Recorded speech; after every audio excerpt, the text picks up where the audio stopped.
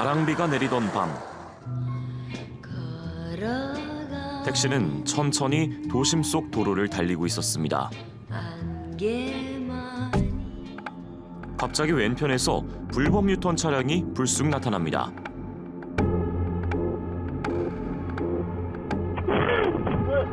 흔들리는 택시.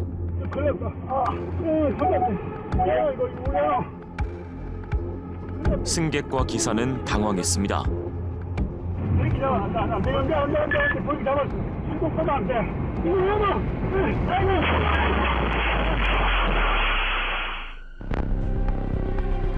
전기차를 타는 사람이 늘면서 이런 사고 소식이 종종 들립니다. 불이 나면 더 큰 문제라고 합니다. 일반 운전자가 소화기로 진압하기가 불가능하다는 거. 소방관이 오시더라도 진압을 하기가 상당히 어렵습니다. 나날이 발전하는 차세대 이동수단. 그런데 소비자들은 근본적인 질문을 던집니다.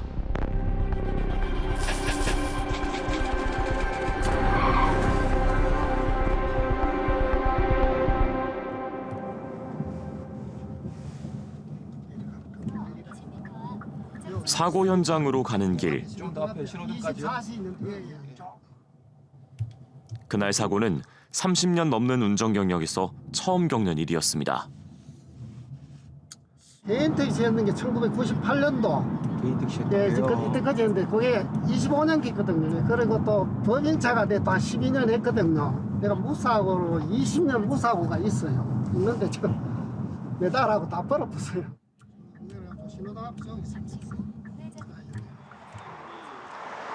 두 달 가까이 시간이 흘렀지만 아직도 사고 당시 상황이 생생합니다. 불법 유턴하던 차량이 택시의 뒷범퍼를 들이받으면서 사고가 시작됐습니다. 50km에서 오는 중에 이제 저쪽에서 뭐 차가 검은 차라요. 검은 차인데 뭐 쑥 들어오는 게 보이더라고요. 그리 뒤에 이제 브렌다 쪽에 탁 박고 여기서부터 이제 계속 급발진이 일어났죠. 바로 브레이크를 탁 잡았거든요. 네. 잡았는데 계속 속도가 붙어가지고 급박했던 사고 순간은 차량 블랙박스 영상에도 그대로 담겼습니다. 브레이크 잡아, 안 돼. 브레이크 잡았어. 신고서도 안 돼. 걸렸지. 이거 속도는 순식간에 180km까지 올라갔습니다. 당시 좀 생각은 심정은 좀 어떤 생각 드셨어요? 그때는 뭐 앞에 뭐 차나 사람이 나올까 치고 겁났죠. 다른 사람 다칠까? 예, 다칠까 사람 그건 받치면 다 죽기 때문에. 네 거리 맞으면 전부 신호 위반해가 다 갔는데 그 만약에 그 차나 한 대 오면은 그 뭐 다 죽지 못 살잖아요. 네네. 그 죽는 사람 죽을까 봐 그거 최고 겁났죠. 그렇게 2km가 넘는 거리를 내달린 택시는 다른 차들을 들이받고 뒤집어지고서야 멈춰섰습니다. 여기서 50m 걸리 갔다 하니까 다가 50m. 여기서 바다가? 예, 여기서 바다가 50m. 예. 아이고 안 죽고 살았으니까 참 감사하지. 이거 영상 보고 전부 다 죽었다 해요.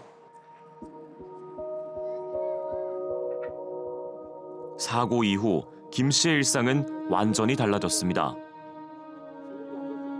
급발진 차가 또 오나 안 오나 이거 보고 또 오면 내 나무 뒤에 숨으려고 큰 나무 뒤에 이런 것도 보고 많이 불안하죠. 항상 뭐 옆에 보고 다 다니죠. 옆에가 이제 어디가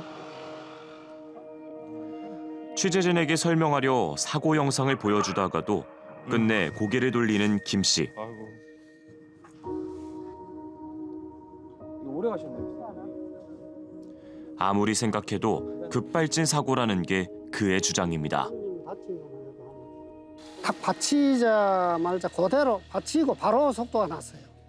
예, 나는 밟았죠. 그냥 두 번 쾅쾅 밟았죠. 쾅쾅 밟으면서 이제 시동 껐죠. 그래도 하나도 안 들었죠.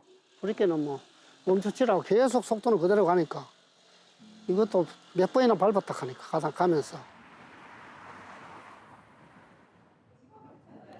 유일한 목격자 승객이었던 변현식 씨도 만나봤습니다. 변 씨도 사고 당시를 김 씨와 비슷하게 기억했습니다.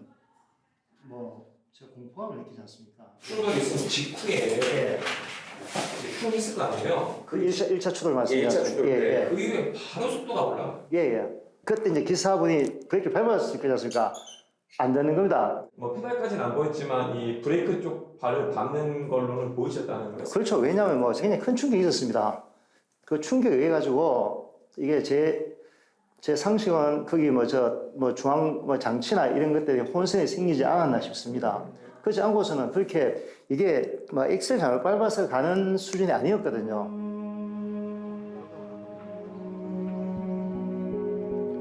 경찰 수사 2달째. 결과를 기다리는 마음은 타들어갑니다. 나는 이제 억울하지요. 이 불법 유턴자가 박아가지고 내가 억울하게 이래 됐는데 그러면은 이제 저기 만약에 면허 취소되면은 내가 또 소송해야죠. 이런 급발진 의심 신고는 최근 2년여 사이 교통안전공단에 접수된 것만 75건입니다. 이 가운데 전기차 비율은 27%.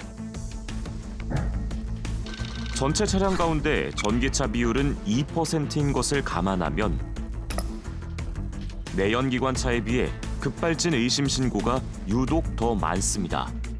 왜 그럴까? 우리가 급발진이라는 얘기가 나온 게 자동 변속기 도입, ECU 도입 이후거든요. 그러니까 기계식으로 자동차를 조정할 때는 나오지 않았기 때문에 어떤 전자부품에 이상이 있을 수 있습니다. 물론 제가 급발진이 100% 있다고 주장하는 건 아니지만 급발진의 가능성은 충분히 있는 거고 전자부품의 이상으로 발생할 수 있는 것이기 때문에 일반 내연기관 자동차 대비 각종 전자 관련 부품들의 개수가 훨씬 많은 전기차의 경우는 일반인들이 느끼기에도 전문가도 마찬가지지만 급발진의 가능성이 좀 더 높다 이렇게 볼 수 있습니다. 하지만 전기차 급발진 의심 사고 중 대부분은 운전자 실수라는 분석도 있습니다. 현재까지 급발진 의심 사고 한 99% 정도는 이제 운전자 과실이 많았고요. 한 1% 정도만 조금 의심스러운 것들 내지는 뭔가가 있지 않느냐 하는 정도까지고요.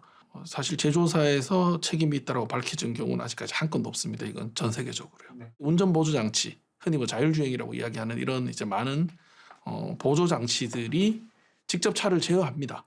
그리고 이런 게 이제 전기차에는 기본적으로 전부 장착이 되어 있기 때문에 이제 그런 복합적인 오류 가능성은 항상 존재한다라고 말씀을 드릴 수 있습니다. 특히 전기차의 경우 운전자들이 가속 페달과 브레이크 페달을 더 헷갈릴 수밖에 없는 구조적 문제도 지적됩니다. 전기차 같은 경우는 일충전 주행거리에 대한 어떤 경쟁이 심하다 보니까 회생제동이라는 기능이 있습니다. 그러다 보니까 브레이크가 아닌 가속 페달만 밟아도 발을 떼는 것만으로도 속도를 확 줄일 수가 있거든요. 그러다 보니까 운전자들이 실제 본인이 가속 페달에서 발을 살짝 떼었음에도 불구하고 브레이크를 밟았다고 착각하는 경우가 있어요. 그래서 다시 한번 또 브레이크를 꽉 밟는다고 밟는데 문제는 내연기관 대비 전기차의 경우는 초반 토크가 크기 때문에 가속력이 훨씬 높거든요. 자, 요약해보자면 다른 차들에 비해서 이 전기차의 급발진 의심 신고 비율이 높다는 것. 하지만 전문가들의 분석에 따르면 제조사의 책임으로 판명된 사례는 아직까지 없고 대부분 운전자의 실수로 판명이 된 사례가 많다는 얘기죠. 네, 맞습니다. 일단 전문가들은 차량 결함으로 인한 급발진 가능성 자체는 열어두되 이 전기차가 기존 내연기관 차들과 운행 방법이 다르고 이 첨단 장비 조작도 좀 더 복잡하기 때문에 운전자들이 착오를 일으키거나 실수할 가능성이 높다 이렇게 짚고 있었습니다. 네, 앞서 나왔던 이 전기차 택시 사고의 경우는 어떻습니까? 운전자와 승객은 지금 급발진 사고다 이렇게 주장을 하고 있는데 제조사의 입장은 나왔습니까? 네, 제조사에도 물어봤는데 일단 현재 관계 기관에서 조사 중이고 조사 요청이 온다면 정확한 원인 파악을 위해서 최대한 협조할 예정이다 이렇게 밝혀왔습니다. 이 해당 사건뿐만이 아니고 이 전기차 시장 전체로 봐도 이 가격이 너무 비싼 데다가 충전 인프라도 부족하고 또 이렇게 안전사고 논란이 계속되기 때문에 시장 자체가 좀 둔화하고 있다 이런 평가가 나오고 있습니다. 네. 수치로도 드러나는데요. 전 세계 전기차 판매 증가율이 2021년도에 109%에 달했는데 올해는 36.4%까지 점차 떨어지고 있습니다. 네. 그러니까 우리가 차를 살 때 고려하는 것들이 뭐 연비도 있고 뭐 예쁜 것도 있고 잘 나가는 것도 있고 여러 가지가 있겠지만 무엇보다도 또 안전이 중요하지 않습니까? 네. 안전에 대한 문제가 최근에 제기가 되고 있기 때문에 주변에서도 전기차에 대한 관심은 좀 줄고 오히려 하이브리드 차량에 대한 관심이 높아지는 것 같더라고요. 네, 운전자들 분위기가 많이 바뀌었습니다. 현장에 나가서 가장 운전을 많이 한다는 택시 기사들에게 전기차 어떻게 생각하는지 물어봤습니다.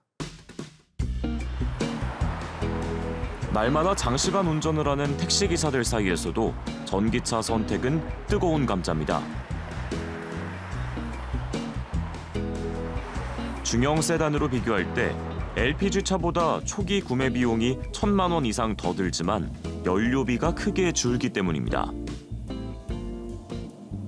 전기차 운영해보시니까 좀 어떠세요?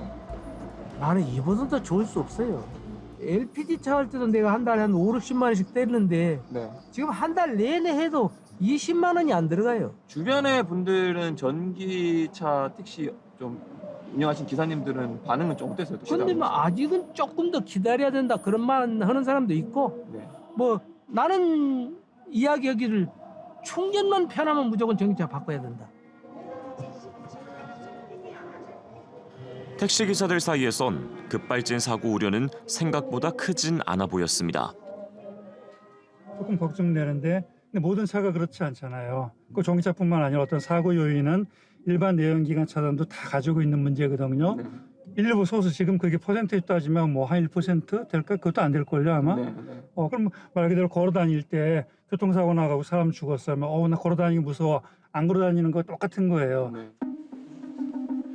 오히려 택시기사들은 전기차 구입을 망설이는 이유로 화재 사고를 많이 말했습니다.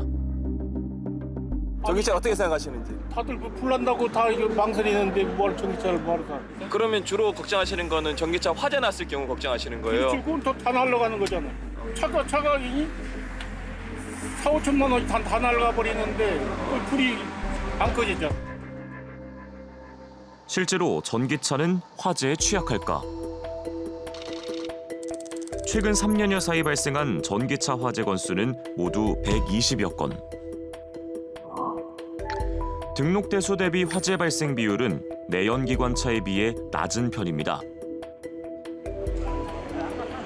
문제는 전기차는 리튬 이온 배터리를 쓰기 때문에 한 번 불이 나면 물을 아무리 뿌려도 저장 에너지가 모두 떨어질 때까지 불이 꺼지지 않는다는 점입니다.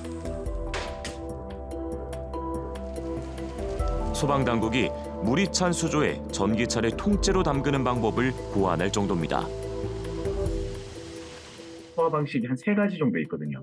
냉각, 질식, 그다음에 일반적인 분말 소화기를 쓰는 방법이 있는데 질식과 분말 소화기를 쓰는 방법의 효과를 보지를 못합니다.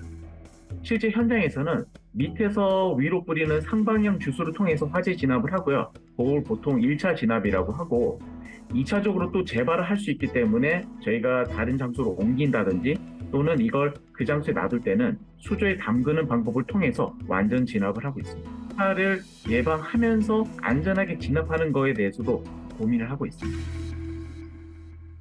전기차에 불이 나면 소방에서도 불을 끄기가 굉장히 어렵다는 얘기인데 만약에 불이 나면 운전자의 경우는 어떻게 해야 될까요? 네, 지금 보신 것처럼 전기차 배터리에서 난 불은 일반인들은 사실상 끄는 게 불가능한 상황입니다. 그래서 우선 빨리 대피하는 게 가장 중요하고요. 소방에 신고를 할 때는 전기차 화재다 이렇게 알려주는 게 좋다고 합니다. 네, 불이 났을 때는 일단 차에서 내리고 대피를 하는 게 중요하겠고요. 만약에 그럼 급발진 의심 상황이 된다면 그때는 이 운전자가 어떻게 대처를 해야 됩니까?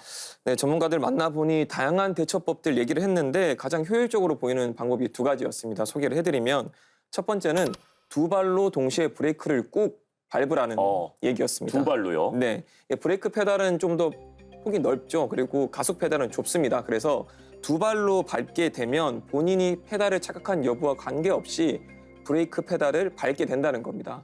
제조사에 확인을 해보니까 설사 이 가속 페달과 브레이크 페달을 동시에 밟게 되더라도 이 브레이크가 작동을 하게 된다고 합니다. 전문가 얘기 들어보시겠습니다.